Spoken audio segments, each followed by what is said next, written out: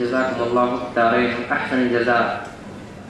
दिल तो यही चाह रहा था कि हम बातों को सुनते चले जाएं, मगर वक्त की किल्लत की वजह से वक्त हमें इजाज़त नहीं दे रहा है कि हम अपनी बात को आगे बढ़ाएं। अब हम आते हैं प्रोग्राम के दूसरे मरहले पर, जो कि सबसे अहम मरहला है, जिसे कहते हैं सवाल और जवाब का मरहला। जिस किसी भाई का शेख कुरान के ताल्लुक से आतंकवाद का विरोध, इस्लाम और दीगर मज़ाहिब में कोई भी सवाल है, सवाल कर सकते हैं। सबसे पहले मौका दिया जाएगा भाइयों को। अगर किसी भाई का कोई सवाल है तो माइक पर आके सवाल कर सकते हैं। भाइयों की तरफ से पहला सवाल। सबसे पहले अपना नाम और पेशा क्या है वो बता दें। मेरा नाम आरबी जायसवाल है। वैसे मैं लेक्चरर हूँ लॉ कॉलेज में। शायद पहले एक बार मुलाकात हुई भी थी। सबसे पहले तो मैं आप दोनों वक्ताओं को बहुत बहुत शुक्रिया अदा करना चाहता हूँ कि ये जो सवाल आपने उठाया है और जिस तरीके से आप बात कर रहे हैं, आजकल के आज के माहौल में बहुत ज़रूरी था। कभी मेरे जहन में ख्याल आया कि जब जंग चल रही थी गांधी के ज़माने में, अगर से जलियांवाला बाग का किस्सा नहीं होता तो लोगों में इतना प्रचार नहीं होता और लोग जागते नहीं। कुछ लोग उस जमाने में अंग्रेजों से लड़ रहे थे, लेकिन जो पब्लिक का सपोर्ट मिला और एकता जो जागी, जितने नेते लोगों को अंग्रेजों ने मारा, उसका तो जिसने मारा उसका एहसान मानना चाहिए। और उसके बाद ही नॉन कॉपरेशन मूवमेंट का जितना जोर पकड़ा गया और क्विट इंडिया का जो बाद में मतलब ऐलान किया गया, उसके जोर पर हमको सुनता नहीं। इसी तरीके से एक किताब जो आज जेल में बंद है और उनके साथ जो 9 लोग आए थे, उनका भी मैं इतना मानता हूँ कि वो लोगों ने यूटी स्टेशन पर आकर जो खुलेआम गोलियां जलाई, उसका असर ये हुआ नॉर्मल आदमी पर कि और आप सभी लोगों पर कि आप जो सही जबान से एक बात कह रहे हैं कि भाई आतंकवाद का विषय होना चाहिए। 93 के बाद और उसके पहले भी और उसके बाद में भी ऐसे कई वाक्य हुए कि बम गिरे और जो सो पेपर में भी और मीडिया में भी बात करी। लेकिन आज जिस तरीके से हर आदमी ये कह रहा है और आप जिस प्रकार से प्रचार कर रहे हैं कि भाई इसका विरोध होना चाहिए, इसका मैं समझता हूँ कि बहुत अच्छी चीज हो रही। दूसरा मैं चाह रहा था, सोच रहा था कि आज तक ये ऐसा लोगों में भ्रम था कि भाई कुरान जो एक बार लिखा गया है उस पर कोई बहस होनी नहीं चाहिए।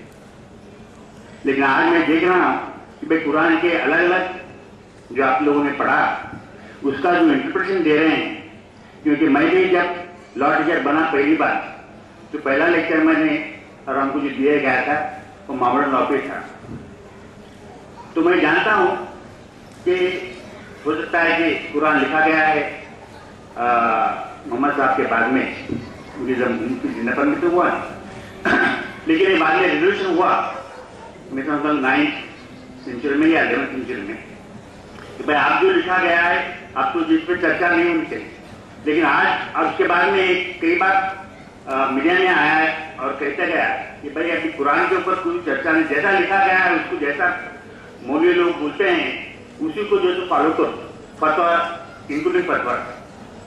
लेकिन आज कुछ माहौल ऐसा हो गया है कि भाई कुरान में उसका सही इंटरप्रिटेशन क्या, भले इंग्लिश में है क्या, अरबी में है क्या, जो भी है, उसका सही इंटरप्रिटेशन लोगों तक पहुंचे और क्या उसमें मकसद है उन लोगों तक पहुंचाने का जो आप काम कर रहे हैं, मैं समझता हूँ कि बहुत जरूरी था। और आप उस जरूरत को ख्याल में रखते हुए ये सब काम कर रहे हैं, इसका मैं बहुत ही आपका शुक्रगुजार सब लोगों की तरफ से।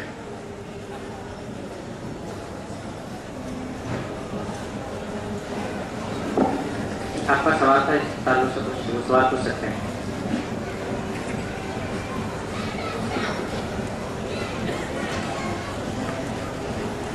ये है कि आपने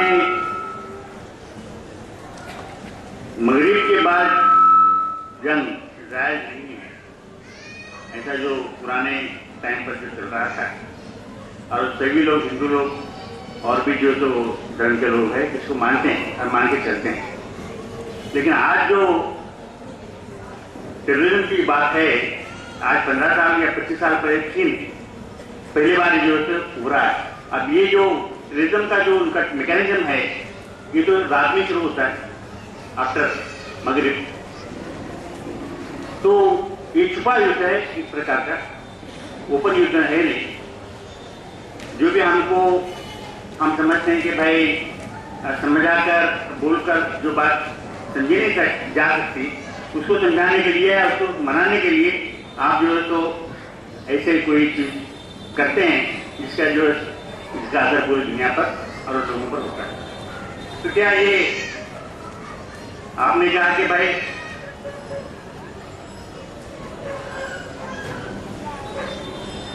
जिहाद मतलब जालिम के हाथ को पकड़ना, ये आपने अभी इंस्पिरेशन दिया है। तो क्या मैं ये आपने तो अभी मन की बात कही दी है, तो क्या हर इस्लाम को जानने वाला या मानने वाला क्या ये भी साथ करेगा कि भाई यहाँ पर जो इस्लाम के नाम पर या उस नाम के जो लोग पकड़े गए हैं उनको कभी भी साथ नहीं देंगे, या उनका कभी भी यहाँ पर मुंगराम या कहीं आके ठहरते होंगे, या जो भी यहाँ पर लोकल सपोर्ट देते होंगे उनका भी जो आप खिलाफ करेंगे, एक्शन में लाएंगे या नहीं लाएंगे? हम अहलन व सहलन कहते हैं हमारे बुजुर्ग साहब को। मैं चाहूंगा कि आप सवाल आखिरी का दोहराएं, आखिरी का हिस्सा समझ में नहीं है। आज आपने मन की बात जबान तक तो ला ली, ये तो हमारा समझ में आ गया, लेकिन जो इसको एक्शन कहेंगे कि भाई ऐसा अब जो हो गया तो हो गया, लेकिन इसके बाद में ऐसे कोई वाकया बंबई में या और कहीं भी, हैदराबाद में बोलो या कोई भी शहर में बोलो, जो इंसानियत के खिलाफ है, ये तो सब मान रहे हैं आज, वो ना हो और उसमें हमारा कोई हाथ डायरेक्टली या इनडायरेक्टली ना हो,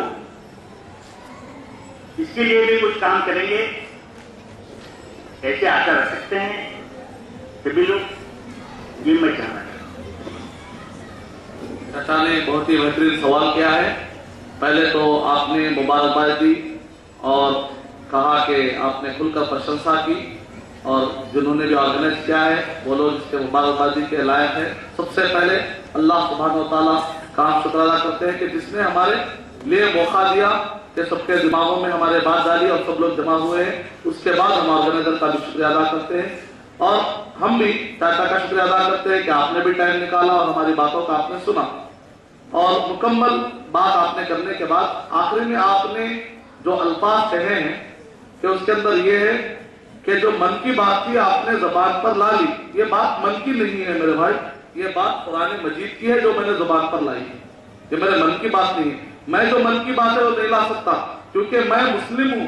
मुस्लिम कहते हैं कि वो जो अपनी इच्छा और अपने मन की बातों को अल्लाह के हवाले कर देता है। मैंने मन की बात नहीं लाई, मैंने कुरान मजीद की बात आपके सामने लाई, और मैं गुजारिश करता हूं कि अगर आपको ये बात पसंद आई है तो इस तरीके से हमने इसको एक्सेप्ट किया है, इंशाअल्लाह जरूर आप भी ये बातों को एक्सेप्ट कर लेंगे और सब लोग इसको एक्सेप्ट करेंगे। और जहां तक ये है कि अभी तक जो हो चुका है, शायद के चाचा के दिमाग में बात है कि अभी तक मुसलमानों ने ऐसा किया, हो सकता है जुमला हो सकता है कोई नहीं कह पा रहे, लेकिन मैं आपको ये बताना चाहूंगा कि अगर आप थोड़ा सा तारीख का सरसरी जायजा लेंगे तो बड़े बड़े जो दुनिया के जंगें हुई हैं वहां पर मुसलमानों का इन्वॉल्वमेंट था ही नहीं।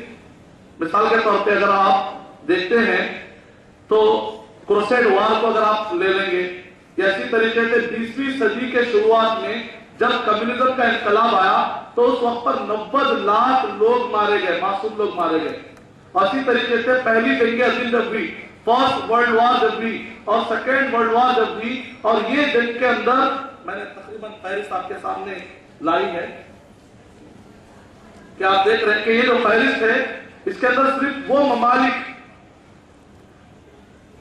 वो ममालिक जो पहली जंग अजीम और दूसरी जंग अजीम में जो ममालिक शरीक थे, पहली जंग अजीम और दूसरी जंग अजीम में 100 से ज्यादा मुल्क वाले मिलकर इन्होंने जंग की थी। और ताज्जुब करेंगे आप, ये पूरे के पूरे या तो प्रोटेस्टेंट थे या तो कैथोलिक थे। इसके अंदर सिर्फ 2 नाम मिलेंगे आपको, जो जॉर्डन का मिलेगा और दूसरा टर्की का मिलेगा, जिनका ज्यादा कोई रोल नहीं था पहली जंग अजीम में, दूसरी जंग अजीम में। सिर्फ चूंकि अलायंस था, मुआहदा था, नतीजे में वो आ गए थे, बस ज्यादा उनका रोल कुछ भी नहीं था। मजबूरी में उनको आना पड़ा, जॉर्डन और टर्की के मुसलमान। बाकी के 98% ममालिक पूरे के पूरे या तो कैथोलिक थे या तो प्रोटेस्टेंट थे। ये जो जंग हुई है ना इस्लाम के नाम पर हुई और ना यहाँ पर मुसलमानों की तरफ से जंग छेड़ी गई थी।